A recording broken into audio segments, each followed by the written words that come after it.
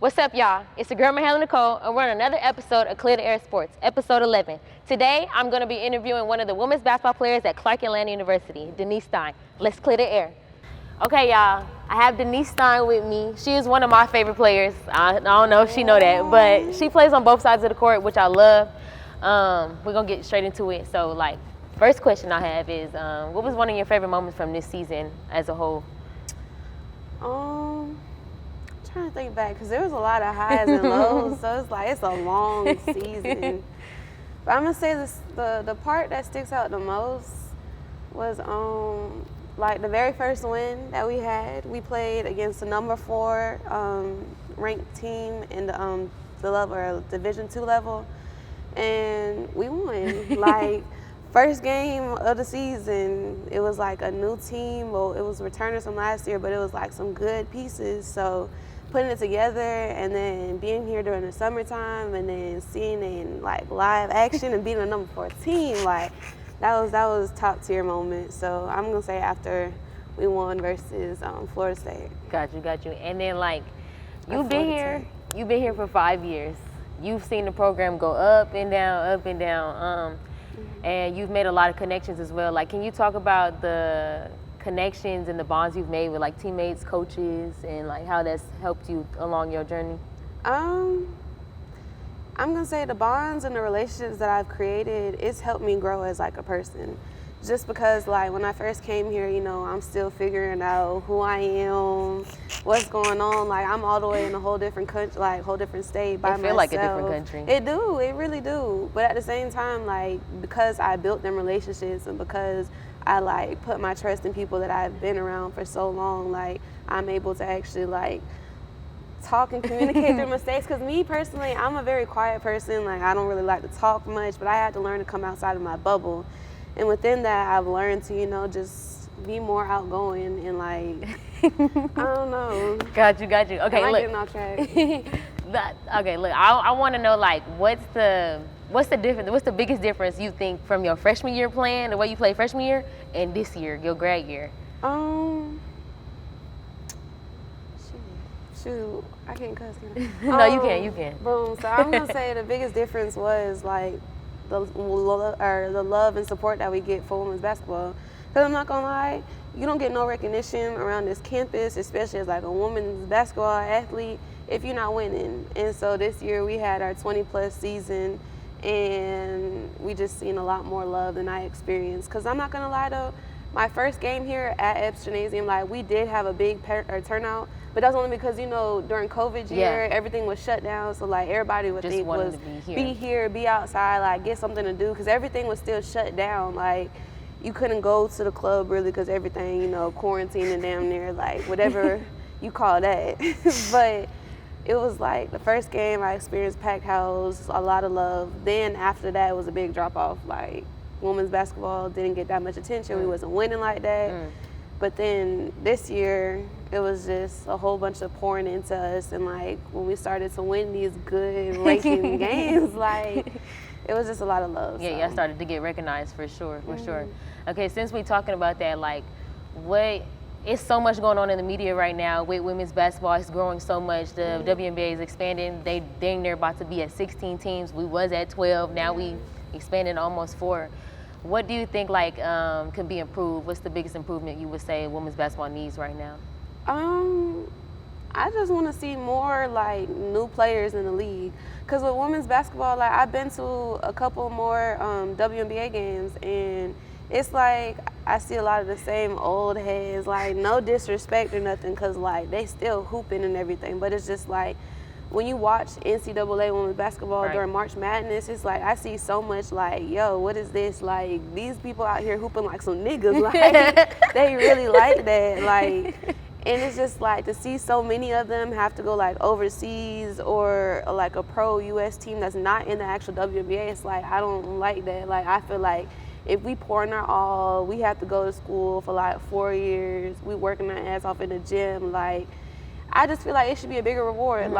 If you good enough to be a pro, it shouldn't be a factor that there's not enough spots available on a WNBA team. So if there's anything that I want to see change within the next couple of years of women's basketball, is I want to see you know, The growth get bigger. Yeah, a lot bigger. Got you. And then, like, okay, y'all went 24-8. This was the best season that you have had since you've been on the team. Yes. What would you say is like the biggest difference from the years that you previous played and this year? What was the biggest difference overall? Like, was it the team chemistry? It was that. Okay. It was, I'm going to say, it was like, and I say this a lot, I've been echoing this whole season, like, this is literally the best season we've ever had just because we really like a family. Like, the team drama, the team chemistry was at like a top one because we really didn't have no type of drama. Like, even if it was little petty stuff, like, we grown and matured enough to understand, like, you know, it's a bigger picture of what we're looking at. Like, we really like pour into each other the same way that we, like, you know, I don't know, it's just like a real family that we created within our teammates. And like with coaching, you know, it's always gonna have, you know, highs and lows. Everybody gonna be in the hot seat at one point. But it's just like understanding that we all go through the same things just in different points in time. So like picking each other up and just being a whole family, like that's what got this season going, I feel like. Okay, I love that, man, because you need that chemistry. The chemistry gonna show on the court. So 24-8, like. And when you like, when you hooping like with your sisters, like you go harder because it's like when you really out there having fun, like yes, like we like this, like this whole thing she finna cross you up this and the third, like we not going for that. Like you need some, like we there for each other. So like yeah, just the team chemistry overall was better because we really was just like building a sisterhood. So got you. And you had a career high 24 points this season against Lemoyne Owen, man. Like, I want to know, like, what had you, like, so locked in that game? Like, what made that dog come out? Because you play on both sides of the field on the court hard. Dog, like, straight dog. But, like, what made you go off that game? What had you so locked in? It's a little insider. I don't know if it's going to make the interview or not. But I had went through something the game before, and I wind up, you know, taking a mental break. Like, I low-key quit, but at the same time, I was at the point where it was like, this ain't what I want to do no more. Like, it was so much going on, and then when I came to the basketball world, it was just like, still was feeling like, you know, I wasn't getting what I should be getting. So, like, I had to step away from it, but then I had talks with folks and just helped me realize, like, the bigger picture of what's going on. Like, stop taking so much stuff that's going on in this gym personal and learn to just like put your emotions and stuff like on the court. Yeah. And prior to that, like I had gotten, because you know, shooting is all repetition. So like I had got in the gym real bad, and I was just like, shooting is really like a touch. So I was just like feeling it. Like before I had that game, like I was really feeling it. Like when I shot the ball, like I know what's going in. Like I had a shoot around, and the shoot around the day before that game, I kid you not, everything I touched was damn near water. Like I had only missed about 4 or 5 shots. So like I'm not even trying to like boost them, but like when I felt that ball, like you see one go in during the game, and it was just like I was not finna lose to Lamont, and also it was just, I don't know, it was just something in me that really didn't want to lose, cause like they was talking mess too. That's another thing. Like don't get me started with popping it, cause like at the end of the day, like I really be chilling like on offense too, cause like my main thing isn't to score, but like once again, I told you I was feeling it on top of like, you know, I didn't want to lose, and then also like my teammates was finding me, like they was having a good way of kicking it and like finding being floor generals on the court, navigating that thing. So like yeah, and then also it was just fun. Like we was really out there just hooping. Like that's what it's all about, having fun. If you don't have fun with the game, it ain't gonna. It's not gonna be fun to play. Like you gonna be in there in the dog battle, but like at the end of the day, we end up winning by like 20 points or something, because we was really just out there, like we was scrimmaging almost. Like okay. It really was like a practice almost. Like yeah. Okay. It was fun. And then like, okay, I gotta know this, bro. I feel like I'm like the only person that be thinking like this. What's the biggest difference between West Coast basketball and East Coast basketball, bro? You gotta let them know.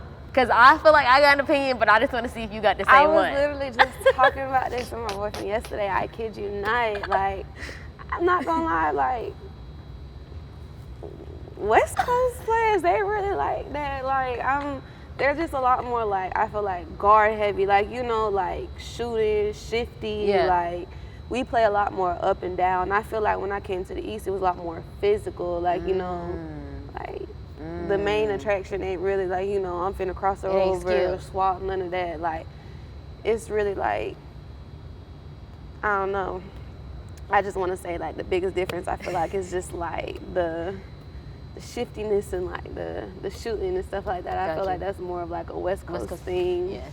I think like I think one of the biggest differences, I feel like they not as intense to me here. I feel like in the West we go after everything. We going after that ball flying in front of me. I'm not letting no little petty stuff slide. I ain't even letting you roll the ball all the way down the court. I'm going to get it. I'm not gonna lie. Defense was a lot more better on like the West Coast too. Cause like we were like practice.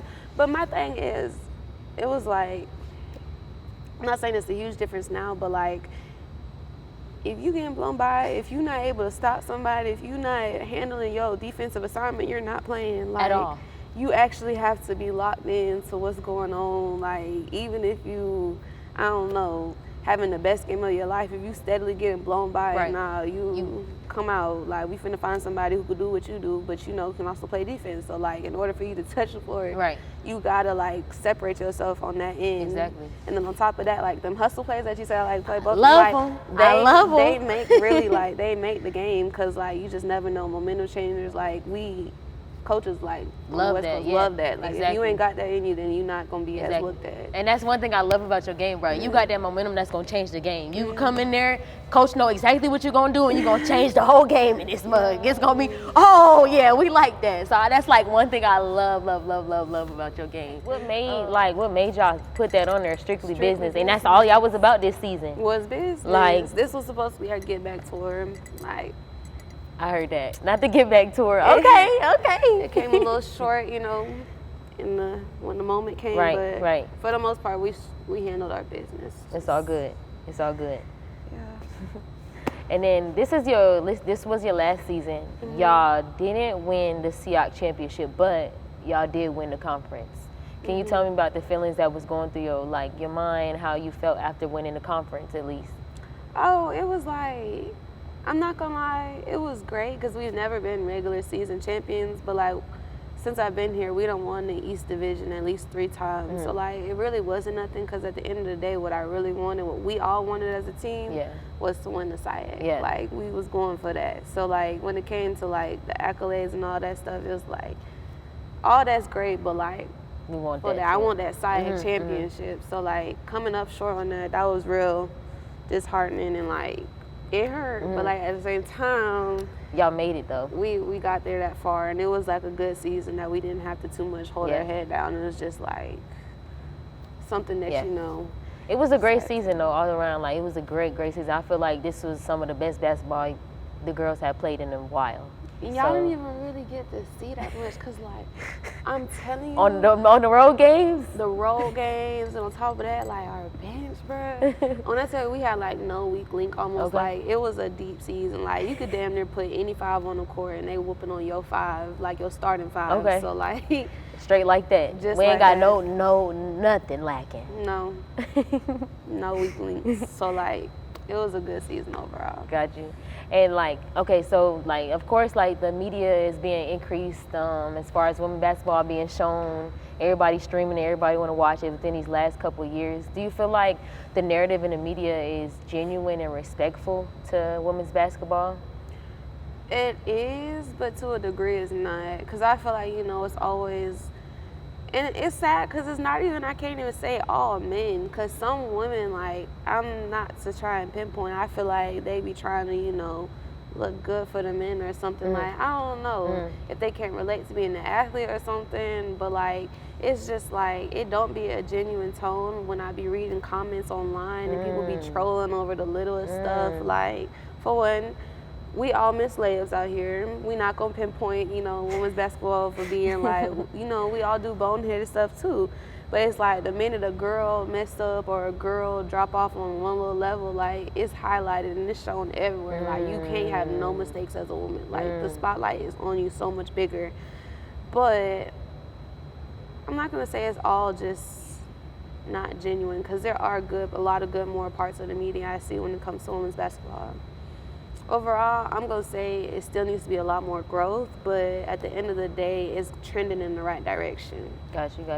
And like, what you think could be improved? Like, what do you think, like, what's the biggest challenges you think the WNBA faces as a whole for women's basketball? Just engagement, I feel like, because like even now when it's like March Madness and all this other stuff going on, even though I don't think the WNBA season going right now anyways, it's about to start, I think, in the end of July. Yeah, but then during the summertime, it's like, I feel like they should have a better season for it, because like a lot of people be tuning in to like spring or like preseason football, basketball, and then summer league basketball and stuff, and it's like, it shouldn't, like, it's too hard to get like access to the channels too, because like you know, people really ain't gonna pay if they already don't support it. They're not gonna go out their way to pay for the specific channel. So I feel like it should be more mainstream on like national broadcasting, like just for everybody to see, so they can actually tune in and engage more. Got you. What's the biggest, like, what is, and I feel like we've made a lot of triumphs as far as like women's basketball. What do you think, like, the biggest triumphs and like the biggest overall, like, what have you seen in the women's basketball community that has like helped the women's basketball community grow, like get better and just be seen in a better spotlight?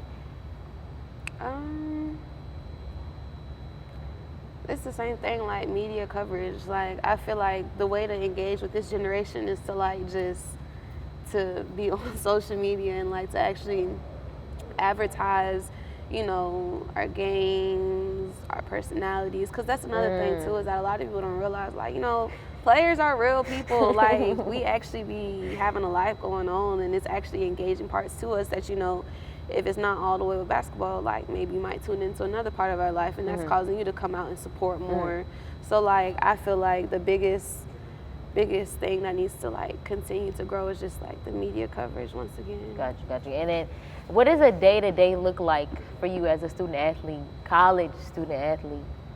It done changed, because every year is something different. Like, I've been with Coach Bailey since like his very first year as a head coach. So, you know, the same way that he's been growing his program, like I've been growing with it. Like, it's nothing I think that's too set in stone, but I think they're starting to get more of like a consistency.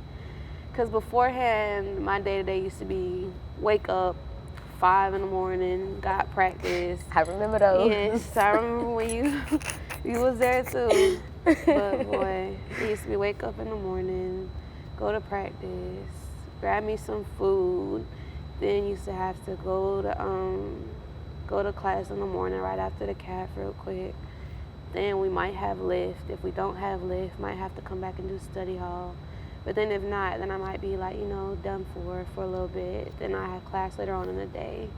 And then sometimes you might catch me back in the gym, but like, be all the way honest, I be chilling. So like, it's like, by the time my day ends though, it's about, I want to say 10, 11 o'clock.